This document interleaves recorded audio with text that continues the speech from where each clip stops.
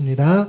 우리 한번 우리 몸에 안수합니다. 우리 고백하겠습니다. 하나님은 나를 부르십니다. 하나님은 나를 계획하십니다. 하나님 나를 사랑하십니다. 아멘. 우리를 부르시고 계획하시고 끝까지 사랑하시는 하나님께서 오늘 우리와 함께해 주실 줄로 믿습니다. 오늘은 또 제가 금요일날 말씀드렸던 것처럼 몸 상태가 지금 조금 안 좋아서 제가 걱정되는 거는 하면서 인상을 쓸까봐 좀 찌릿찌릿합니다. 그래서 그래도 감사하게 그래도 설 수 있는데 좀 서 있기가 조금 힘들긴 하지만 그래도 하나님께서 또 힘 주셔서 말씀 나눕니다. 우리 기도해 주시고 또 끝까지 말씀 잘 전할 수 있도록 여러분도 함께 해주시면 감사하겠습니다. 우리 말씀 나누는데요. 여러분 성경 속의 인물 중에 그 인물의 이름에 담긴 뜻을 보면 그 인물이 살았던 시대라든지 또 사역에 대해서 어느 정도 우리가 이해가 될 때가 있습니다. 예를 들어서 엘리야 같은 큰 선지자죠. 이름의 뜻이 뭐냐면 여호와는 하나님이시다입니다. 여호와는 하나님이시다. 맞죠? 여호와는 하나님이시다인데 사실 엘리야 선지자가 활동했던 그 시대에는 바알이 하나님이시다라고 고백했던 그런 시기입니다. 바알이 하나님이시든 아니면 또 조금 더 넓게 적용해 보면 돈이 나의 하나님이시고 또 부가 같은 말이죠. 돈이나 부나 혹은 명예 혹은 내 자신이 하나님이시다라고 살아가는 그 시대. 그래서 엘리야의 삶을 보면 그 시대에 여호와는 하나님이시다는 그런 이름의 뜻이 이해가 돼요. 열왕기상 18장 21절 말씀이죠. 너무 유명한 말씀이죠. 우리 한번 읽어보겠습니다. 시작. 엘리야가 모든 백성에게 가까이 나아가 이르되 너희가 어느 때까지 둘 사이에서 머뭇머뭇하려느냐. 여호와가 만일 하나님이면 그를 따르고 바알이 만일 하나님이면 그를 따를지니라 하니 백성이 말 한마디도 대답하지 아니하는지라. 아멘. 어느 때까지 둘 사이에서 머뭇머뭇하려느냐. 여호와는 하나님이신데 너희는 바알이 신이라고 그렇게 말하는데 그렇게 말할 때에 여호와가 만일 하나님이면 그를 따르고 바알이 만일 하나님이면 그를 따르라 라는 그 신앙. 물론 하나님께서는 엘리야를 들어서 쓰시면서 하나님의 강함을 증명하셨죠. 그래서 여호와가 하나님이시라는 것. 그게 성령의 거룩한 불로 그가 기도했을 때에 바알의 선지자를 불로써 하나님께서 소멸시켰던 그 제단을 불로 태웠던 그런 모습들. 그렇죠? 그래서 엘리야의 시대에는 그 이름에 맞게 또 그렇게 살았어요. 오늘 본문의 주인공인 히스기야는 히스기야 이름의 뜻은 여호와는 강하시다입니다. 그래서 히스기야를 통해서 특별히 그가 기도했던 내용들을 통해서 여호와의 하나님의 강하심이 어떻게 드러나는지를 오늘 좀 살펴보기를 바라는데요. 여러분 히스기야 하면 별칭처럼 따라다니는 표현이 있어요. 바로 성군입니다. 성군 혹은 현군 같은 말이죠. 굉장히 좋은 왕이었어요. 그리고 그 성군의 기준은 성경에 보면 열왕기하 18장 3절의 말씀처럼 히스기야가 그의 조상 다윗의 모든 행위와 같이 여호와께서 보시기에 정직하게 행했더라. 그렇죠? 여러분 왜 다윗 우리가 이야기하겠어요? 다윗이 바로 그 왕의 기준이란 말이에요. 그가 하나님 앞에 예배했던 그 모습. 그렇죠? 그래서 다윗과 같은 그래서 이런 평가를 받는 왕들은 요시야도 그렇고 여호사밧도 그렇고 아하스 왕도 그렇고 굉장히 특별하고 유명한 왕들. 하나님께서 좀 더 세심하게 쓰셨던 그런 왕들을 보면 여호와께서 보시기에 정직하고 또 다윗의 이야기를 통하는데 히스기야도 좀 그렇단 말이에요. 그런데 히스기야 왕이 정말 하나님 앞에 좋은 왕이고 또 사람들로 하여금 영향력을 끼친 왕이었다는 것이 굉장히 연해되는 게 뭐냐면 그의 아버지를 보면 돼요. 히스기야 왕은 13대 왕이에요. 남유다. 근데 아하스는 12대 왕이고 실제로 20세의 왕위로 올라서 16년간 통치했을 때 그가 그렇게 통치한 왕이지만 거기에서 학자들은 한 12년 정도는 히스기야하고 같이 이렇게 공동으로 통치했다고 보통 해석합니다. 성경학자들을 그 주장을 하면 그러면 어찌됐든 아버지이기 때문에 영향을 받겠죠. 그리고 또 그 정치를 그러니까 통치를 같이 했기 때문에 또 영향을 받겠죠. 그런데 아버지 아하스 왕은 열왕기하 16장 2절부터 4절에 보면 그의 나이 20살의 왕이 됐는데 그렇죠? 16대 다졌는데 그는 하나님 보시기에 올바른 일을 하지 않았단 말이야. 그리고 그의 조상 다윗이 한 대로 하지 않았어요. 3절에 보니까 이스라엘 왕들이 걸어간 길, 그러니까 악한 길을 그는 걸어갔고 이방 민족의 역겨운 풍속을 본받은 그런 행위였단 말이에요. 그런 왕이었단 말이에요. 그렇죠? 그리고 보니까 3절에 다시 보면은 자기의 아들들을 3절 다시 보여주세요. 자기의 아들들을 불에 태웠다는. 그렇죠? 너무너무 무섭죠. 그렇게 제사를 지냈던 그런 악한 왕인 거죠.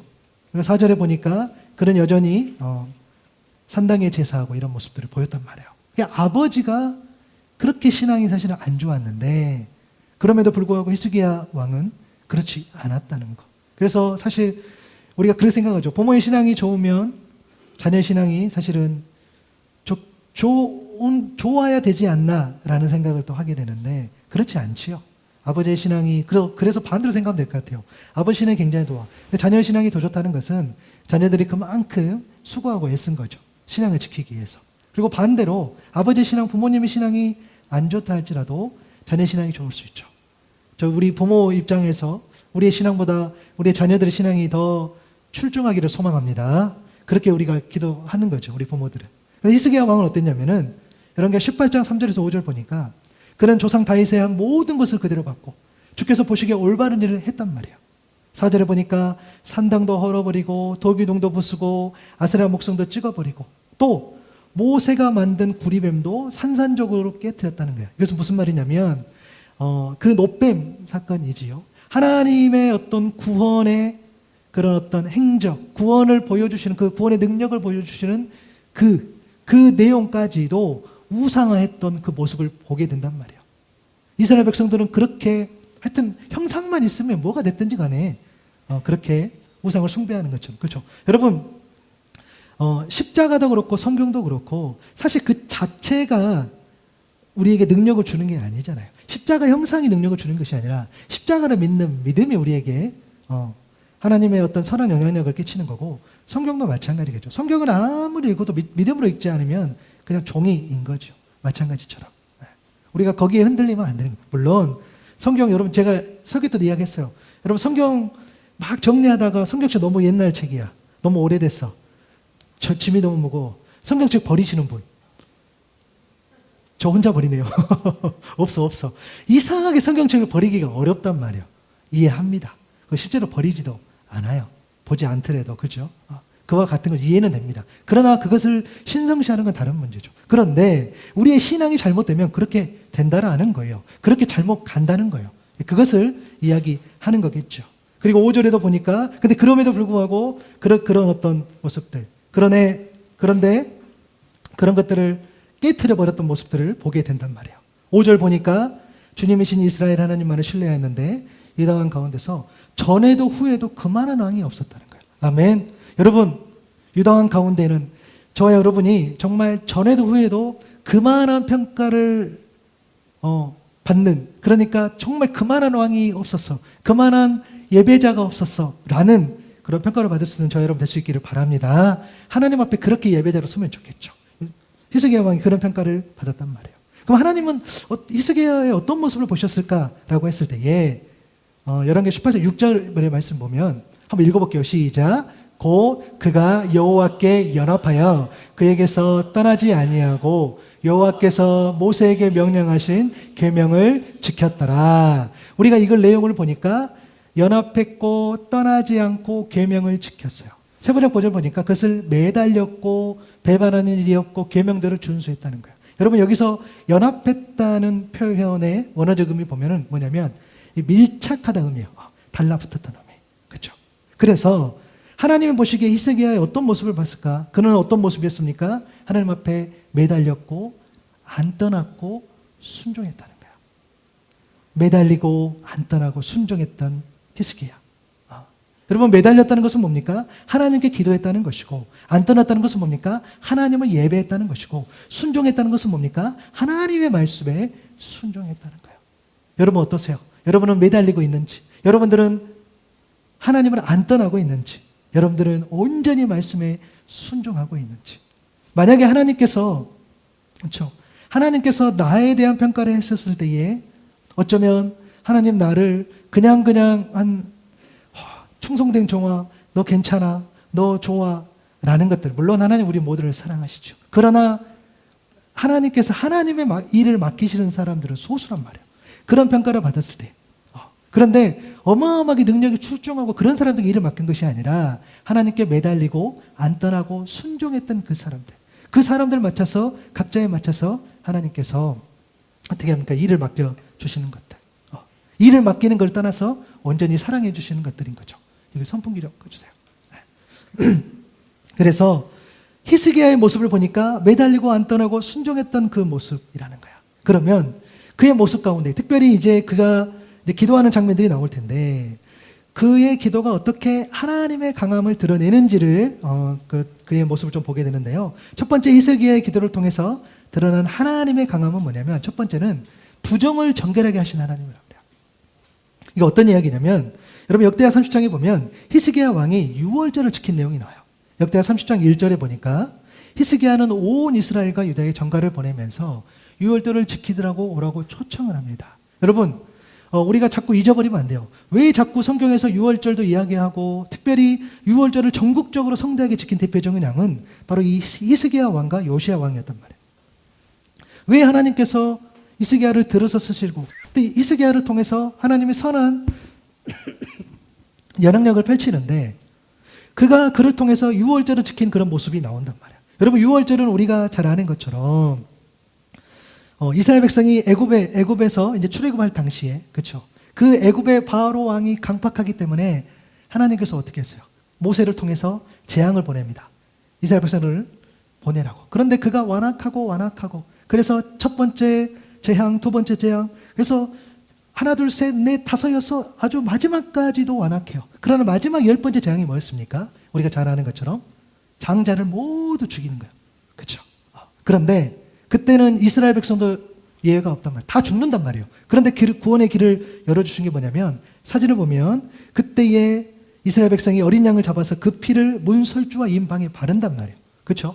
재물을 잡아가지고 저기에다 이렇게 발라. 그 다음 사진을 보면 저렇게 이렇게 한단 말이에요. 저것을 행했을 때에 넘어가겠다. 내가 죽음을 예고하는 그 손길을 내가 저 행위를 통해서 내가 넘어가겠다라고 하는 것들. 그래서 우리가 유월절을 패스오버라는 표현을 써서 넘어가다라는 표현을 쓰는데 이 일들 그러니까 기적적인 구원을 기억하고 기념하는 날이 바로 유월절이란 말이에요. 그런데 그것을 지키라고 이제 하는 건데 왜 히스기야가 성군이라고 우리가 부른다라고 한다면 남유다만 유월절 지키는 것이 아니라 나라가 나눠졌지만 북이스라엘까지도 연락을 해서 초청을 한단 말이에요. 그렇죠? 그래서 진짜 여러분 훌륭한 리더, 좋은 리더는 오로지 이 예배를 얼마나 진지하게 생각하느냐, 예배를 얼마나 잘 드리느냐에 달려 있다고 생각해요. 여러분 그렇기 때문에 오늘도 또 말씀드려요. 우리가 예배하면 나가서 이 예배를 늘 진지하게 여길 수 있어야 되는 거예요. 하나님을 만나고 하나님을 예배하고 하나님의 구원을 기념하는 그런 감격적인 그 날.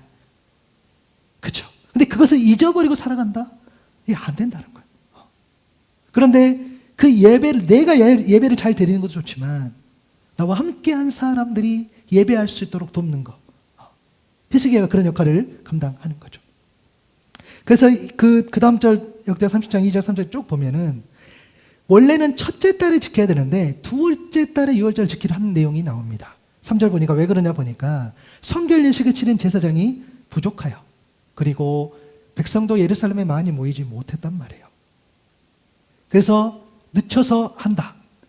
4절 보니까 왕과 온 회중이 이 계획을 좋게 여겼고 5절에도 보니까 이제 선포해가지고 어떻게 해요? 유월절 지키도록 했는데 그들은 참으로 오랫동안 율법에 기록된 대로 절차대로 유월절을 지키는 것을 실천하지 못했다고 나와요. 그러니까 하나님 앞에 예배하지도 못했고 떠나 있었던 거죠. 하나님 말씀에 순종하지 못했던 그 모습들을 보게 된다는 거예요. 그렇죠?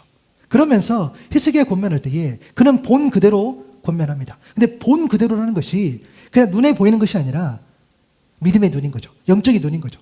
그것이 이 상황을 보면서 그가 8절과 9절에서 권면을 하는데 너희는 목이 곧은 조상과 같이 고집을 부리지 말고 주께로 돌아와라.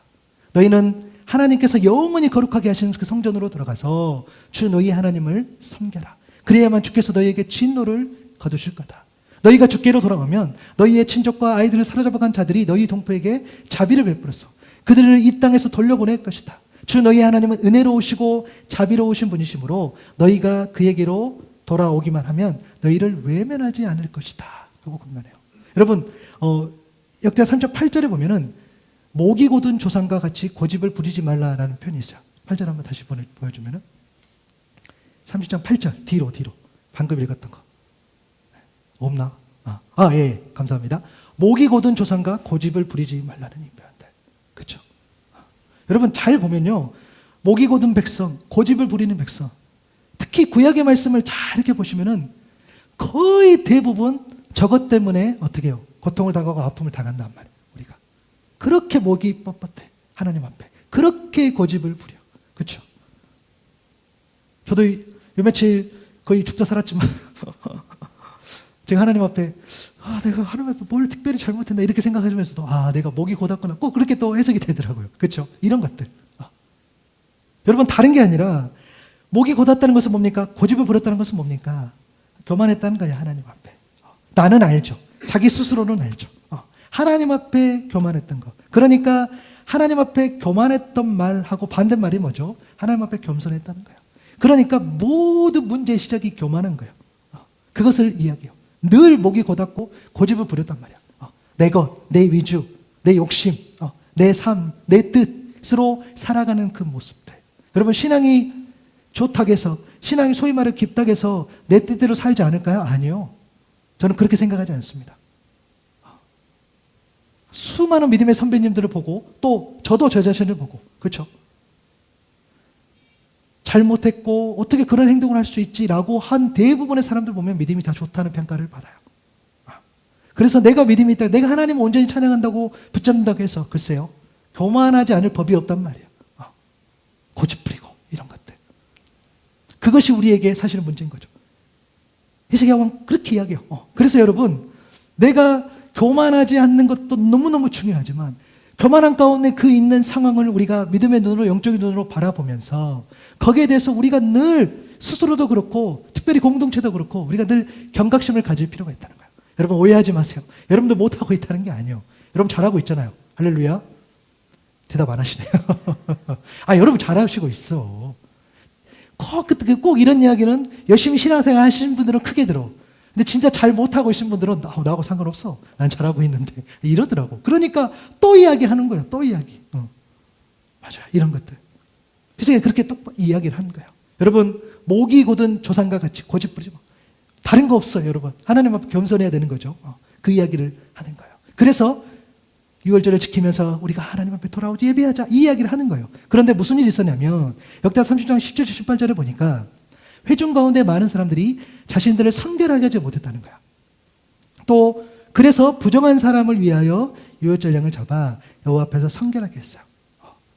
그러니까 예배하는 자의 태도와 그 모습과 자세로서 부정하니까 저렇게 부정한 사람에 의해서 성결하게 했는데 18절에 보니까 에브라임과 므낫세와 이스라엘과 수분의 많은 무리한 자기들을 깨끗하게 하지 아니하고 유월절 양을 먹은 기록의 규례를 어겼다고 그랬다는 거예요.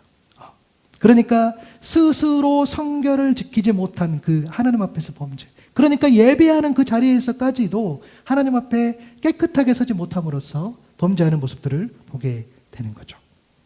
여러분 하나님은 율법을 주시면서 또 이스라엘 백성들 하여금 유월절 절기를 지킬 때에 지키라고 하시면서도 뭐라고 얘기하냐면 부정한 자는 유월절 행사에 참석할 수 없다고 이야기했어요.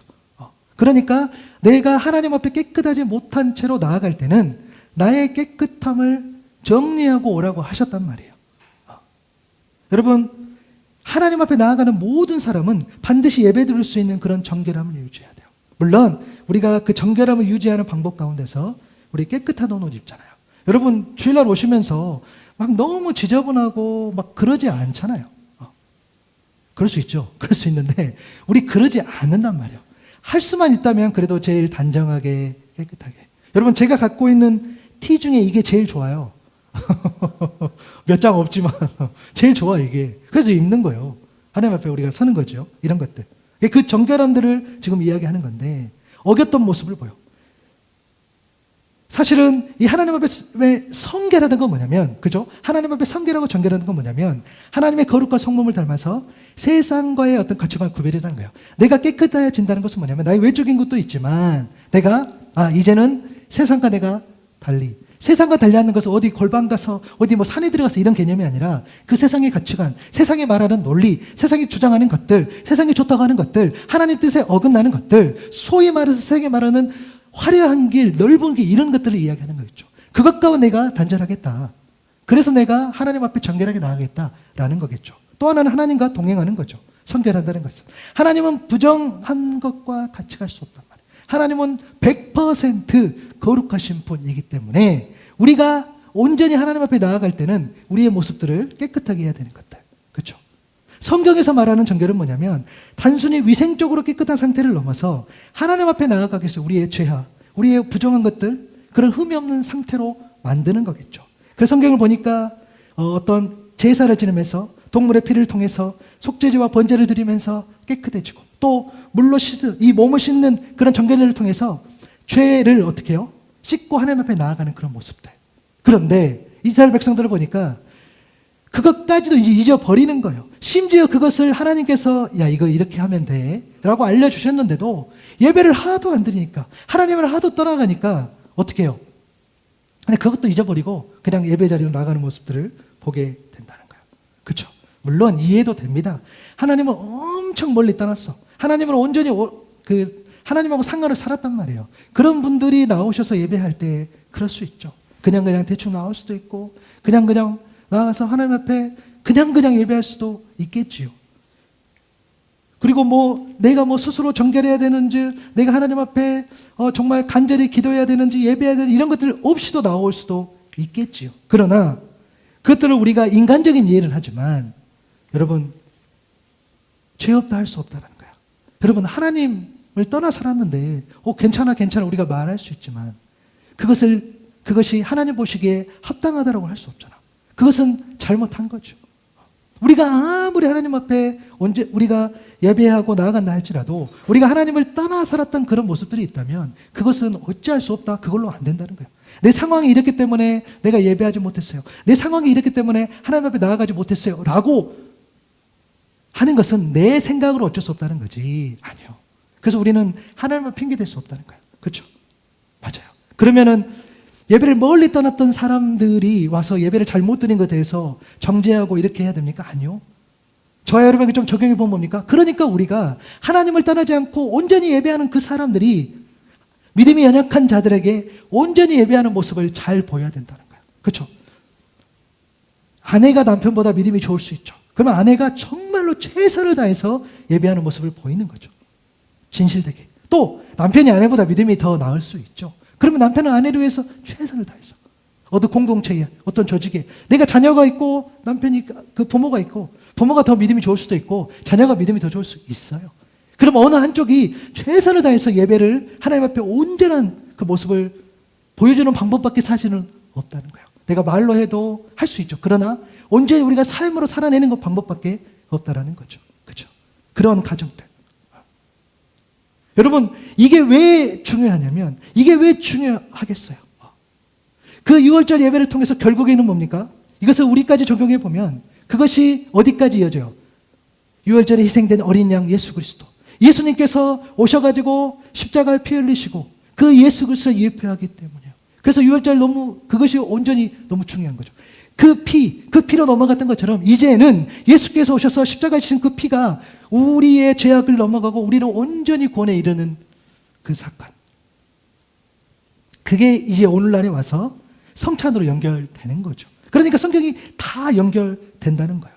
여러분, 고린도전서 11장 27절과 28절에 한번 읽어볼까요? 시작. 그러므로 누구든지 합당하지 않게 그 빵을 먹거나 주님의 잔을 마시는 사람은 주님의 몸과 피를 범하는 죄를 짓는 것입니다. 그러니 각 사람은 자기를 살피십시오. 그런 다음에 그 빵을 먹고 그 잔을 마시십시오. 아멘. 그렇게 권면하는 거예요. 누구든지 합당하지 않게 그것을 받을 수가 없어요. 또 각 사람은 자기를 살피지 않으면 안 되는 거예요.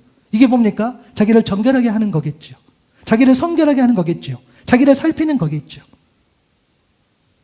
다시 히스기야로 내용으로 가면 히스기야는 그럼에도 그들의 어리석은 행동. 야, 하나님 앞에 예배하는데 너를 돌봐야 된다니까? 너가 죄가 묻고 흠이 있으면 털털 털어버리고 와야 돼. 라고 이야기하지만, 그러면서, 야, 넌 그것도 몰라? 말씀하셨고, 우리가 그동안 그렇게 예배했는데 그것도 몰라? 라고 정죄하는 것이 아니라, 그를 그렇게 해가지고, 야, 너희들 깨끗하지 않아? 예배자에 나올 수 없어. 라고 그들을 쫓아낸 게 아니라, 하지만 히스기야는 그들을 위해서 기도했다라는 거야. 역대하 30장 18절, 19, 20절에 보니까 그가 뭐라고 기도했어요? 선하신 주님 용서하여 주십시오. 비록 그들이 19절 성결 예식대로 스스로 깨끗하게 하지 못하였어도 그들의 마음을 다하여 정성껏 하나님 곧 조상 때부터 섬긴 주 하나님 예배를 드렸으니 용서하여 주십시오. 주께서 히스기야의 기도를 들으시고 백성의 아픈 마음을 고쳐주셨다라고 기록되었어요. 여러분, 율법도 중요하고 성결한 것도 중요하지만 가장 중요한 것은 우리 속사람의 그 마음, 하나님 본질 가장 중요하게 준 그 마음. 오랜 시간 하나님을 떠나 예배하지 못했다고 보니 율법을 잊어버릴 수 있겠죠. 그러나 어찌되었던 유월절을 지키러 온 그 백성들을 그 마음 또한 우리 하나님께서는 그토 귀하게 보신다는 거예요. 그 자리에 나온 것들을 귀하게 여기신다는 거예요. 여러분, 하나님 우리의 능력, 우리의 결과물, 또 우리의 완벽함을 보시는 것이 아니라, 그런 것을 기대하시는 것이 아니라 언제나 우리 안에 얼마나 진실된 건지, 얼마나 진정성이 있는 것을 보시는 줄로 믿습니다. 그 믿음의 열매가 회개이고 변화이잖아요. 회개는 언제나 하나님을 향해서 돌아서서 그 마음의 정결함을 유지한다는 거예요. 내가 늘 내 속사람을 살펴야 되는 이유. 그런데 오늘 보니까 그것을 위해서 중보기도 했었을 때에 하나님 그것까지도 들어주신다는 거예요. 그러니까 하나님께 나아가지 못하는 마음이 있어요. 정결하지 못하는 마음이 있어요. 또 아직 돌이키지 못한 그 마음도 있고, 하나님 앞에 예배하는 것까지도 잊어버린 그 마음이 있는데, 그 마음을 향해서 온전히 함께 기도했었을 때에 하나님께서 그 강한 힘으로 그것들을, 그 부정한 것들을 정결하게 해주신다는 거예요. 아멘. 그래서 여러분의 예배가, 여러분의 기도가 얼마나 중요한지 몰라요. 너무너무 중요한 거죠. 내 가족이 혹은 내가 속한 그 공동체 무리 가운데에 아직 하나님을 온전히 예배하지 못한 자가 있다면 그들 향해서 기도했었을 때, 그를 잡고 붙잡고 매달리고 안 떠나고 어떻게 했습니까? 하나님 앞에 온전히 나아갔었을 때, 그 말씀에 순종하면서 기도했을 때에 그 마음을 고쳐주신다. 그 기도도 받아주신다는 거예요. 그 예배도 받아주신다는 거예요. 그 마음을 고쳐주신다는 거예요. 그렇죠? 그러니까 이런 거겠죠. 우리 그럴 때 있어요. 예배를 잘 못 드려. 하나님을 떠나 있어. 근데 어떻게든 예배 자리로 앉혔어. 거기까지가 아닌 거죠. 그것도 너무너무 잘하셨어요. 훌륭해요. 왜냐하면 하나님 어떻게 역사하실지 모르니까. 그러나 그를 향해 우리가 여전히 중보해야 된다는 거죠. 하나님 그 마음을 만져주시고, 그 예배함을 떠났던 그 마음을 만져주시고 하는 것들. 그리고 저와 여러분은 마찬가지겠죠. 우리가 설령 예배하고 설령 하나님 앞에 선다 할지라도 우리도, 믿음 있는 우리까지도 흔들릴 때가 많다는 거예요. 믿음 있는 우리까지도 넘어질 때가 많다는 거예요. 그래서 그 마음을 위해서 우리가 서로 중보한다면, 그렇죠? 온전히 하나님 앞에 우리 모두가 나아갈 수 있을 줄로 믿습니다. 그것을 이야기해요. 그래서 너무너무 중요한 거예요. 그래서 하나님의 그 강함, 그 히스기야의 기도를 통해서 하나님께서 강력하게 역사해 주신 거예요. 그 마음을 만져주신다는 거예요. 그렇죠? 그래서 우리가요, 내 주변에요, 북이스라엘 같은 사람들이 존재해요.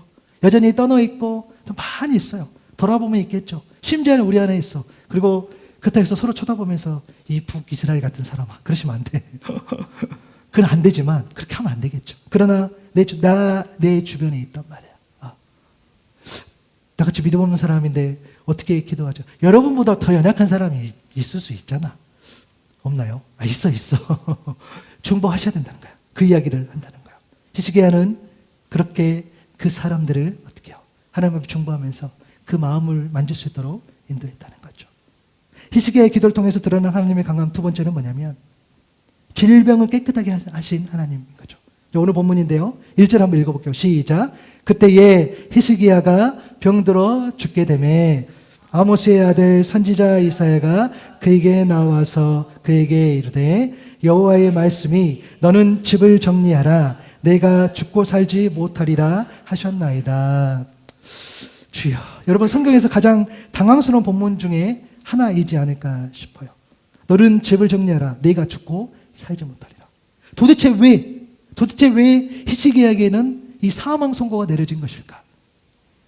사실 어떤 것으로도 해석이 안 되기는 해요. 왜냐하면 갑작스러운 일인 것 같아요. 그리고 히스기야가 무슨 엄청 큰 잘못을 했나? 아니요, 그러지 않아요. 물론 그가 잘못한 때도 있죠. 그러나 하나님께서는 그를 통해서 역사하시고 18장, 19장, 20장 이렇게 쭉 보면은 히스기야가 보면서 히스기야가 사망 선고를 받을 정도의 잘못을 범했다? 우리 그렇게 보이지 않는단 말이에요. 그는 하나님 앞에서도 성실하고 진실된 예배자였고, 사실 고난하면 우리가 대명사가 욥이죠. 그런데요, 욥의 고난은요 성경에 기록되어 있어요. 하나님께서 욥의 고난은 이미 예고하시고 하나님 안에서 욥이 고난받는다는 것을 우리가 성경을 통해서 알 수 있단 말이에요. 그런데 히스기야는 없는 것 같아요. 어떻게 이렇게 일부러 짜내서 해석하지 않는 이상은 사실은 갑자기 사망 선고를 받았단 말이에요. 이엔 바운즈가 쓴 기도의 강자라는 책, 제가 오늘 몇 가지를 인용할 텐데 거기에 이런 글이 있습니다. 히스기야가 죽을 것이라는 하나님의 예언이 그에게 임했다. 무엇이 하나님의 결정을 뒤집거나 유보할 수 있을까? 히스기야는 그토록 분명히 전달된 하나님의 결정 앞에 서게 되었다. 전에 겪어보지 못한 불가항력적 상황에 빠진 것이다. 기도가 하나님의 계획을 바꿀 수 있을까? 기도에게 죽기로 결정된 자를 죽음의 문턱에서 다시 되돌릴 수 있는 능력이 있을까? 기도가 불치병을 치료해 줄 수 있을까? 이런 질문에 대해 히스기야가 믿음으로 대답을 해야 할 상황이 임한 것이다. 여러분 2절에 보니까 그 말을 듣고서 히스기야는 그의 얼굴을 벽 쪽을 돌리고 주께 기도하여라고 되어 있어요. 그렇죠? 그러니까 소위 이런 표현이 많이 면벽, 그죠? 우리 그래서 면벽 기도라는 표현을 써요. 좀 촌스럽긴 하죠. 기억납니다. 저도 벌써 한 25년 된 것 같네요. 제가 지금 46이니까 한 26년 된 것 같네요. 대학교 1학년 때 수련회 교회에서 갔는데 그날 밤에 히스기야 이야기를 하시면서 그 11시가 넘었죠. 12시 다 됐는데 전부 우리 수련회 가면 나오는 거 있죠. 불 끄고 이제 음악이 흘러나와. 전부 벽으로 가서 벽을 보고 기도하라고 했을 때 그때 기억납니다. 그 형식. 너무 충격이긴 했습니다. 그죠? 물론 그 행위 자체를 긍정적이든 부정적이든 해석할 수 있으나 저는 좀 긍정적으로 해석하는 편입니다. 다른 것에 집중하지 않고 하나님께 집중하는 그런 태도. 그렇죠? 물론 벽만 보고는 한숨이 나오겠죠. 그러나 죽음에 임박한 그에게, 그리고 정말 벽과 같은 어떤 어려운 문제에 직면한 그에게 그는 하나님 앞에 나아가는 모습을 보이죠. 그런데 그가 어떻게 기도했냐라고 봤을 때에 3절입니다. 우리 3절 한번 오늘 본문에 같이 읽어볼까요? 시작. 여호와여 고하오니 내가 진실과 전심으로 주 앞에 행하며 주께서 보시기에 선하게 행한 것을 기억하옵소서 하고 히스기야가 심히 통곡하더라. 아멘. 보니까 히스기야는 자기의 의를 내세우면서 병의 치료를 구한 것이 아니라 진실과 전심 그리고 선하게 행한 것을 기억하옵소서 하고 심히 통곡, 이게 한참 울었다는 거야. 여러분 이 성경을 세 번의 성경에 보면은 진실하게 살아온 것과 온전한 마음으로 순종한 것과 그리고 주께서 보시기에 선한 일을 한 것을 기억해 주십시오. 그리고 한참 동안 흐느껴 울었다라고 기록이 되어 있어요. 여러분 이런 히스기야의 태도를 보면 우리가 두 가지로 해석할 수 있어요. 하나는 뭐냐면 지금 너무 우리는 모르지만 하나님 앞에 그가 범죄했다는 거야. 그가 하나님 보시기에 합당하지 못한 어떤 일을 행했거나 그런 상황, 그 영적으로 그렇게 다운되어 있거나 아니면 그가 정말로 힘든 상황이란 말이야. 자기가 봤을 때 하나님 보시기에 너무 악하단 말이에요. 그런 모습. 그런데 하나님, 제 삶이 좀 그런데 제가 과거의 삶이 제가 괜찮았지 않았습니까? 제가 진실하게 살아왔었고 온전한 마음으로 순종했고 주님 보시기에 제가 선한 일을 했지 않았습니까? 그것을 기억해 주십시오 라고 기도하는 모습일 수 있죠. 그리고 또 하나는 뭐냐면 하나님, 제가 여전히 저는 지금도 진실하게 살고 있고 제가 순종하고 있고 제가 선한 일을 하고 있잖아요. 그리고 과거에도 제가 그렇게 살았잖아요 라고 기도할 수 있겠죠. 맞아요. 물론 대부분 우리가 첫 번째로 보통 그렇게 하는 것 같아요. 어떤 어려움이 생기면 하나님 제가 잘못했어요. 용서해 주십시오. 하나님 그것까지 다 아세요. 그렇죠? 그런데 히스기야 모습을 보니까 우리가 그냥 객관적으로 보면 그런 거겠죠. 내 삶이 지금 좀 그러니까 고쳐주십시오. 아니면 지금도 내가 순종하고 있는데 하나님 내 과거도 순종하고 지금도 순종하고 있는데 어찌 저를 이렇게 힘들게 하십니까? 좀 살려주시면 안 됩니까? 라는 기도인 거죠. 여러분, 우리 이 기도를 통해서 우리 스스로에게 질문할 수 있어야 돼요. 나는 진실하게 살아왔는가?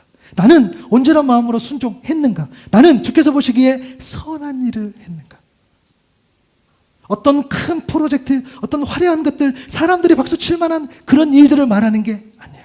내가 하나님 앞에 섰을 때에 내가 진실하게 살았는지, 내가 정말 온전한 마음으로 순종했는지, 내가 주께서 보시기에 선한 일을 했는지를 묻는 거겠죠. 또 우리는요, 이렇게 결단할 수 있어야 돼요. 예, 제가 하나님 앞에서 진실하게 살아가겠습니다. 예, 내가 하나님 앞에서 온전한 마음으로 순종하겠습니다. 예, 내가 하나님 앞에서 하나님 보시기에 선한 일을 하겠습니다. 우리는 또 이렇게 기도하면서 그런 결단도 우리 삶에 너무너무 필요한 줄로 믿습니다. 내가 하나님 앞에 그렇게 나아가는 거죠. 하나님, 내가 진실하게 살아가겠습니다. 내가 온전한 마음으로 순종하겠습니다. 내가 하나님 보시기에 선한 일을 하겠습니다. 라는 이 고백. 여러분, 히스기야가 이렇게 기도했을 때에 그 뒤로 우리가 읽지는 않았지만 4절, 5절, 6절에 보니까 하나님께서 이사야를 통해서, 그죠? 바로 말씀해 주세요. 5절에 보니까 너는 되돌아가서 내 백성의 주권자 히스기야에게 전해라. 내 조상 다윗을 돌본 나 주 하나님이 말한다. 네가 기도하는 소리, 내가 흘리는 눈물 내가 봤어. 내가 너 고쳐줄게. 사흘 뒤에는 내가 주의 성전으로 올라갈 수 있을 거야 라고 말을 해줍니다. 그러면서 기도 응답으로 내가 너의 목숨을 15대 더 연장시키고, 그러니까 15년의 삶을 얻습니다. 그리고 이 도성을 보호하겠다. 내가 내 명성을 지키기 위해서라도, 또 다윗을 보호해서라도 내가 이 도성, 내가 너를 보호하겠다. 내가 이 공동체를 보호하겠다 라는 응답을 해주세요. 놀라운 일들. 그럼 우리는 답을 얻을 수 있는 거죠. 이 장면만 보면 우리가 그럴 수 있겠죠. 사망 선고를 받아도 하나님께서 기도해 주시면, 기도하면 이런 일들이 우리가 일어나는구나 라는 것들. 그런데 너무 감사한 게 하나님께서 친절하게 기도 응답의 이유를 설명해 주셨어요. 보니까 뭐라고 이야기했냐면, 네가 기도하는 소리를 내가 들었다는 거야. 뭡니까?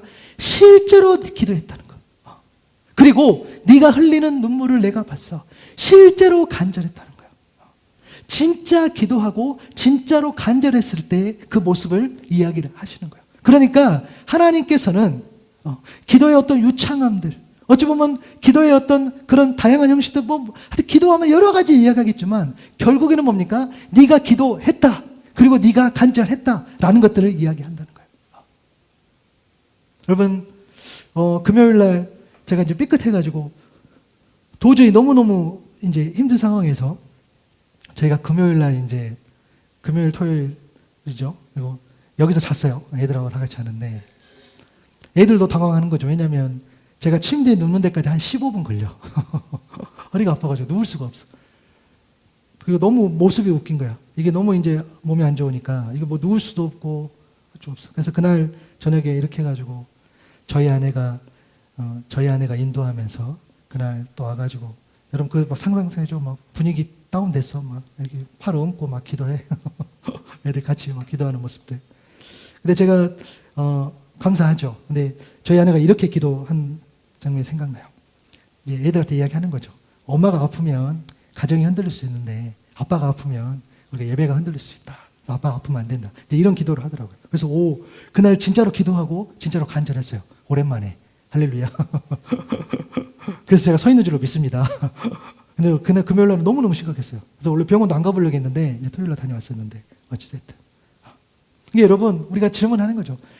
실제로 기도했고 실제로 간절한 것을 보신 거죠, 하나님. 근데 여러분, 제가 압니다. 제가 제 모습을 봐도 알아요. 우리요, 실제로 기도하지 않을 때가 많고 실제로 간절하지 않을 때가 많아. 자신할 수 없는 거죠. 그렇죠? 여러분, 억지로가 아닌 거죠. 막 소리를 지르면 실제로 기도했습니까? 아니요. 내가 막 울었어요. 그게 실제로 간절했습니까? 아니요. 형식이 필요하지만 우리는 형식을 넘어서야 된다는 거예요. 잠깐이라도 내가 실제로 기도할 수 있고, 내가 잠깐이라도 너무너무 간절할 수 있다라는 거예요. 그렇죠? 그 모습을 우리는 기억해야 돼요. 그렇죠? 그래서 내가 더 열심히 해야 되겠다. 여러분, 기도의 열심은요, 맞아요. 내 의지가 아니라니까, 여러분. 내가 물론 내 의지대로, 내 노력대로, 내 욕심대로 나아가지만 온전한 기도는 그렇게 안 돼요. 내가 물론 맞아요. 시작은 그렇게 될 수 있으나 아니요. 내가 하나님 앞에 온전히 기도하는 마음으로 나아갔을 때, 그리고 온전히 간절한 마음으로 나아갔을 때 그렇게 되는 거지. 내가 언제 어떻게 해야 되겠다, 이게 아니라는 거야. 그렇죠? 그래서 정말 하나님 앞에 자유하게 기도하고 예배할 수 있기를 바랍니다. 여러분, 그럼에도 좀 말씀 전체적으로 정리하면서 우리는 질문이 남아요. 그럼에도 하나님이 정말 우리의 이 부족한 이 더러운 이 마음을 정말 치유해 주실까? 또 하나님이 정말 우리의 이 욕심, 이 질병으로부터 정말로 사망 선고받은 그 몸까지도 하나님께서 정말 깨끗하게 해주실 수 있을까라는 그런 여전히 질문이 남아. 왜? 때로는 그 기도를 들어주신 적도 있고 때로는 안 들어주신 적도 있기 때문이에요. 너무너무 실제로 기도했고 정말 간절했는데도 하나님 때로는 그 병으로 하여금 그냥 그대로 두실 때가 있고 때로는 고쳐주실 때가 있다라는 거예요. 그렇죠? 여전히 우리도 그 질문이 남는다는 거예요. 여러분, 기도의 강자의 책에 제가 인용을 2개를 더 인용을 해보겠는데 이게 좀 도움이 될 것 같아요. 첫 번째 인용글은 뭐냐면 죽음을 목전에 둔 히스기야가 기도한 사건은 그의 기도의 능력을 시험한 사건이 아니며 그의 믿음을 치료하기 위한 사건도 아니다. 그것을 하나님이 어떤 분이신지를 드러낸 사건이다. 오직 하나님만이 문제를 해결해 주실 수 있다는 것이 그 사건을 통해 드러났다는 거야. 이게 무슨 이야기냐면 히스기야가 기도했더니 어떤 능력이 일어났다, 이것을 말하는 것이 아니다라는 거예요. 히스기야가 고침을 받았어. 그것은 뭐냐면 그의 믿음이 연약해서, 그의 믿음이 부족해서, 근데 하나님께서 그 사건을 통해서, 그 일을 통해서 히스기야의 믿음을 더 견고하게 했다, 그 이야기가 아니라는 거야. 물론 그 이야기가 맞을 수 있겠죠. 히스기야의 그 기도의 능력을 보면서 맞아, 정말 히스기야 기도했더니 히스기야 그 기도의 능력이 보면서 정말 대단하다 할 수도 있을 것이고, 그 믿음이 더 실제로 견고해졌겠죠. 그럴 수도 있을 것이고, 그러나 본질은 뭡니까? 하나님이 어떤 분인지를 드러낸 사건이다. 아멘. 오직 하나님만이 문제의 해결자이시다. 아멘. 그러니까 특별한 어떤 기적 같은 일들, 우리 인간의 일생을 초월한 그런 일들은 어떤 누군가의 어떤 그런 능력, 어떤 누군가의 믿음 깊어지는 것, 그것이 본질이 아니라 정말 하나님께서만이, 하나님이 어떤 분인가를 그 사건을 통해서 드러낸다는 거야. 여러분, 이것은요 똑같아요. 예수님께서도 똑같이 이야기하셨어. 요한복음 9장 23절에 보니까 제자들이 예수께, 선생님, 이 사람이 눈먼 사람으로 태어난 것이 누구의 죄 때문입니까? 이 사람의 죄입니까? 부모의 죄입니까? 하고 물었더니 예수님 뭐라고 하셨어요? 이 사람이나 그의 부모가 죄를 지은 것이 아니다라는 거예요. 하나님께서 하시는 일을 그에게서 드러내게 하려는 것이다. 아멘. 하나님은 병을 통해 사람을 죽이시기도 하고 살리시기도 하시는 생명의 주관자이심을 믿습니다. 그렇기 때문에 우리가 어떤 일을 통해서, 여러분 꼭 이럴 때 있어요. 기도해가지고 뭔가가 이루어지고 뭔가가 되어졌어요. 그러니까 우리가 더 많이 기도합시다, 틀린 말이 아니에요. 당연히 기도해야 되겠죠. 그러나 그 다음에 또 기도했더니 그 우리가 원하는 기도의 응답대로 이루어지지 않을 때가 많아. 그러면 또 하나님을 떠나고, 여러분 우리가 죄송해요, 이 짓을 우리가 너무 반복한다는 거예요. 어떨 때 기도 응답 들으니까 너무너무 좋아서 따라다니는데 어떨 때 내가 원하는 기도 응답 안 하니까 하나님을 몰래하고. 여러분 이것은 이 이방인들, 이건 안 믿는 사람하고 똑같아요. 왜 하나님을 막 무당 만듭니까? 내가 원하는 답이 있다고 해서 막 좋아하고, 그거 안 나오니까 다른 무당집 가고 다른 데 가고, 이 짓을 우리가 하면 안 된다는 거죠. 그렇죠? 다른 게 아니라 어떤 사건에 대해서 우리가 기도했을 때에 어떤 일이 되어지기도 하고 안 되어지게 한다는 것은 뭡니까? 하나님께서 그 일의 주관자이시다는 거예요. 하나님이 여전히 그 일을 끌고 가신다라는 이야기인 거죠. 아이가 시험을 봤어요. 떨어졌어요. 슬퍼. 아이가 합격했어요. 너무 좋아요. 그러나 합격에도 떨어져도 하나님께서 그 길을 인도해 주신다, 주관하신다가 그 일을 통해서 일어나는 사실은 본질이라는 거예요. 우리가 이것을 잡고 갈 수 있기를 바랍니다. 우리에게 그게 필요하다는 거예요. 다른 이유가 아니라 어떻게 살았지? 어떻게 기도해서 살았어? 맞아. 그거 다 맞아. 그런데 그 본질은 거기에 있는 것이 아니라, 어떤 사람의 어떤 능력에 있는 것이 아니라 하나님이 있다는 거예요. 그리고 두 번째 인용글 마지막입니다. 우리는 언제나 4가지를 기억해야 한다. 하나님께서 우리의 기도를 들으시고 기도에 주목하시고 기도에 응답하시고 기도를 통해 구원하신다는 거예요. 맞아요. 기도를 들으시고 주목하시고 응답하시고 그 기도를 통해서 구원해 주신다는, 이 메시지. 여러분, 우리는요, 그렇기 때문에 히스기야의 모습을 좀 기억하시면서 우리는 매달리고 안 떠나고 순종하는 그 모습 가운데 오늘 또 여러분 벽을 향해서 나아갈 수 있기를 바랍니다. 갑자기 일어나서 벽을 나가시면 안 돼. 벽을 향해 나아가야 돼. 맞아요. 하나님께 집중해야 돼요. 돌아오는 주간 주중에 또 누군가는 출근하고 또 누군가는 원래대로도 가정에서 또 누군가는 일터에서 또 누군가는 또 한국도 가시고 여러 가지 우리 삶 가운데 일정이 또 출근도 하고 여러분 꼭 시간을 내서 여러분 벽을 향하십시오. 그리고 실제로 기도하시고 그리고 거기에서 심히 통곡하십시오. 하나님 앞에 막 울라는 게 아니라 거기에게 하나님 앞에 나아가서 간절히 기도하는 거예요. 네 마음을 드린다는 거예요. 그렇죠? 왜? 우리 하나님은 부정한 것을 정결하게 해주시고 우리의 육신까지도 깨끗하게 해주시는 분이니 네가 기도하는 소리를 내가 들었고 네가 흘리는 눈물을 내가 보았다. 우리의 삶 가운데 우리의 예배와 우리의 기도가 하나님 앞에 이런 평가, 네가 기도하는 소리 들었어. 네가 흘리는 눈물을 내가 보았어. 이런 평가를 받을 수, 하나님 앞에 그런 평가를 받을 수 있는, 그래서 여전히 나와 함께하는 누군가의 그 청결한 마음을 위해서 또한 중보할 수 있는 그런 저와 여러분 될 수 있기를 간절히 소망합니다.